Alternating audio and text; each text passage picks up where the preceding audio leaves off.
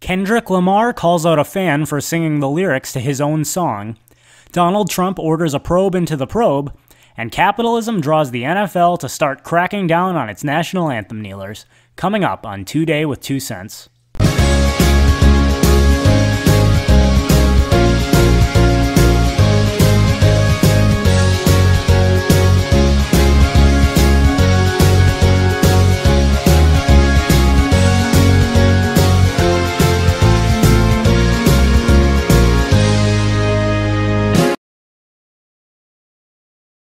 Hello everyone, and welcome back to Today with 2 Cents, wrapping up your weekly news.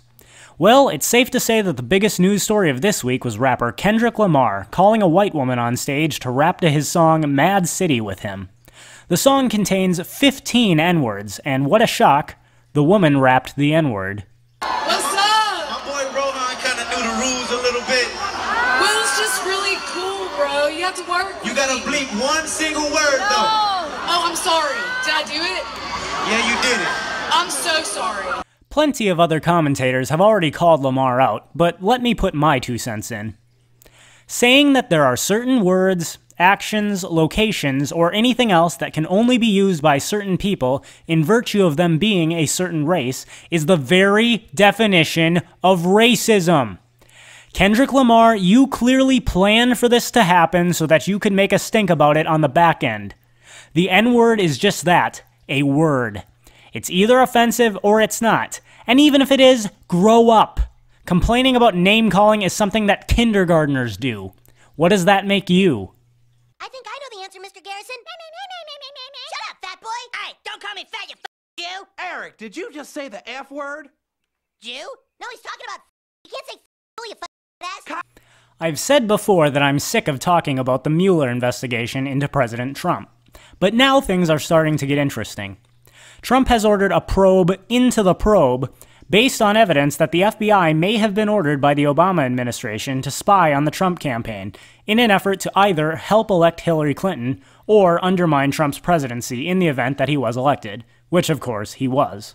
The U.S. Department of Justice is currently expanding its investigation into whether or not its investigation of Donald Trump is legal. Are you confused? Don't worry, so are lots of Americans. But this is just a slice of the pie. Political leaders on both sides of the aisle are being investigated for criminal offenses, with their opponents calling for them to be locked up. You know what all of this shows? Just how corrupt the government is.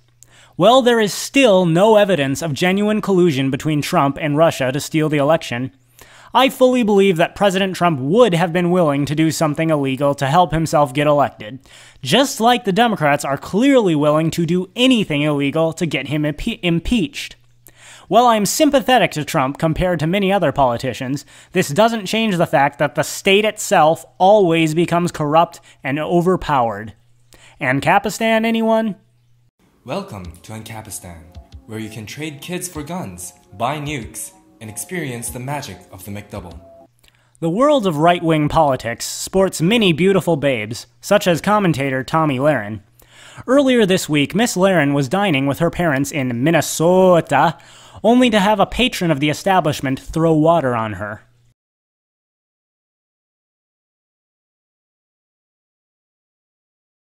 Hey, that bitch! I like Tomi, and not just because she's hot.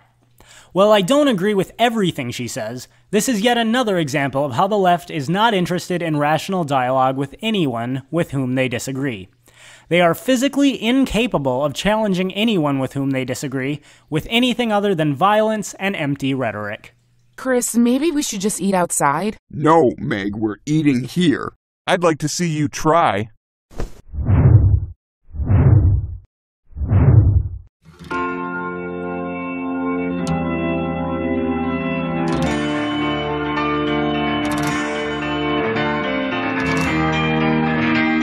In the past, I've often talked about the virtues of voting with your wallet in the free market.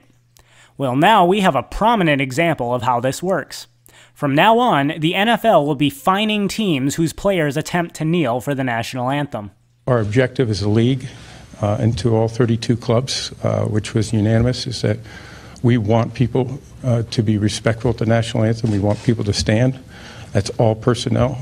Since 2016, dozens of NFL players led by Colin Kaepernick, then quarterback for the San Francisco 49ers, kneeling during the national anthem as a form of protest against racism and social injustice.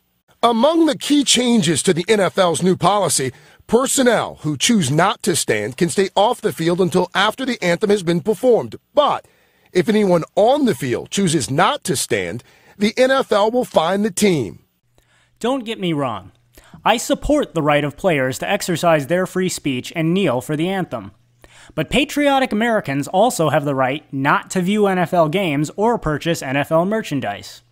It was only a matter of time before the NFL lost enough money that they would have to do something about it.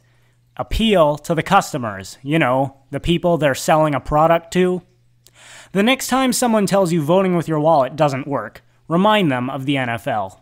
Where the hell is Griffin? It's almost time for kickoff. Well, I guess we have to start without him.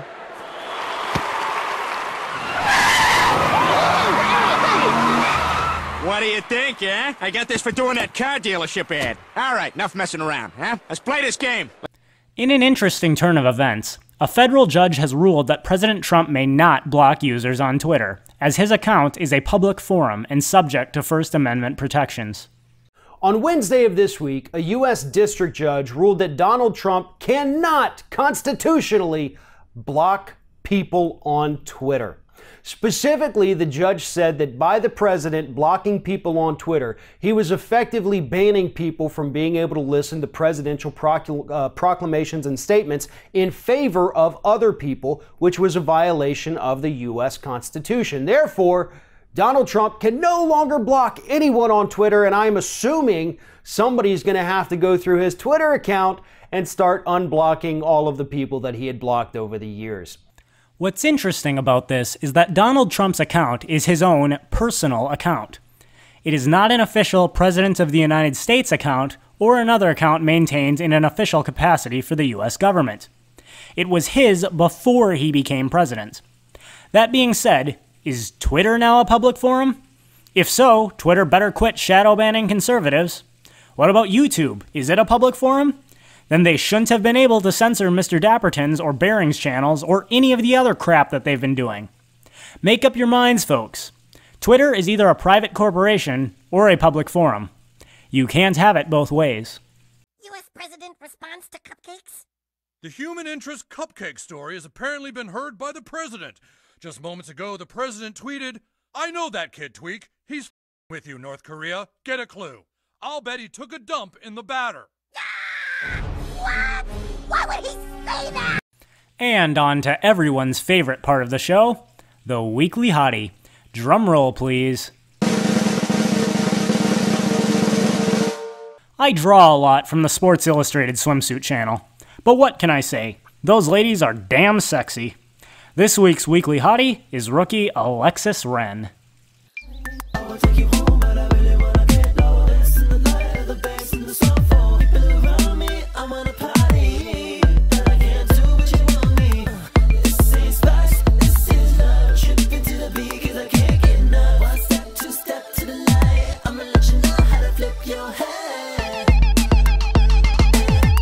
That brings us to a close for this week. Be sure to like, comment, share, and subscribe. Here on YouTube, but also on Twitter, Gabs, Minds, BitChute, and iTunes.